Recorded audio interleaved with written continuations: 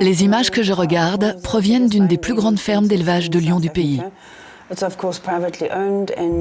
C'est un établissement privé, bien entendu, qui compte plus de 500 lions. Cela me brise le cœur de regarder ces images. Ce sont des conditions affreuses. On y voit par exemple ces jeunes lions complètement délaissés. C'est choquant. Partout, il y a de la viande avariée, des excréments.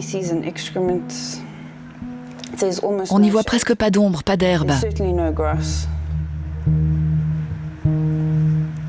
C'est un environnement pas du tout naturel où sont détenus ces animaux.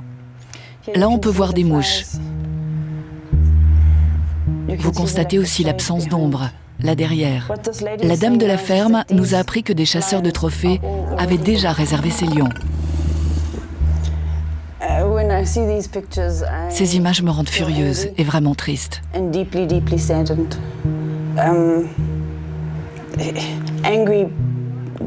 Furieuse en raison de l'avidité des hommes, due à leur ignorance, et à l'idée que les hommes se croient autorisés à dominer ces animaux à ce point. Le lion est un animal majestueux, c'est le roi de la jungle. Tout le monde le sait. C'est ce que nous enseignons à nos enfants. Fort heureusement pour eux, il existe donc des refuges comme le Lions Rock où vivent ceux qui ont échappé à ces terribles chasses en boîte. C'est leur nom. Des chasseurs fortunés sont prêts à débourser des dizaines de milliers d'euros pour s'offrir l'une de ces crinières. Tout le processus est soigneusement organisé. Les chasseurs de trophées arrivent dans la région et lorsqu'ils en repartent, c'est souvent avec leur hélicoptère ou leur avion privé. Ça n'a rien d'une aventure. C'est ce qu'ils appellent une réserve de chasse, c'est-à-dire un terrain privé et délimité. Le lion est transporté jusqu'ici. Parfois, il est souvent sorti de sa cage la veille et il est sous sédatif afin qu'il ne parte pas trop loin. Et bien sûr, le chasseur amateur est accompagné d'un professionnel qui, soi-disant, piste et trouve l'animal.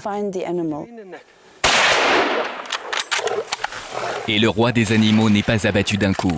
Non, ces apprentis chasseurs s'acharnent.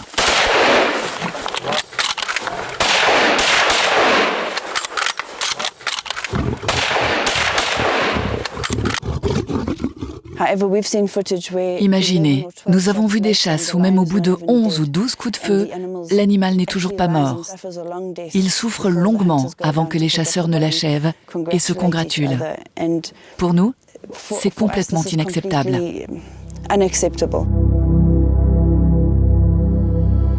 Face à ce business sanglant et lâche, Fiona est démunie, car c'est une pratique tout à fait légale en Afrique du Sud. Les chasseurs peuvent donc fêter leur butin en toute quiétude.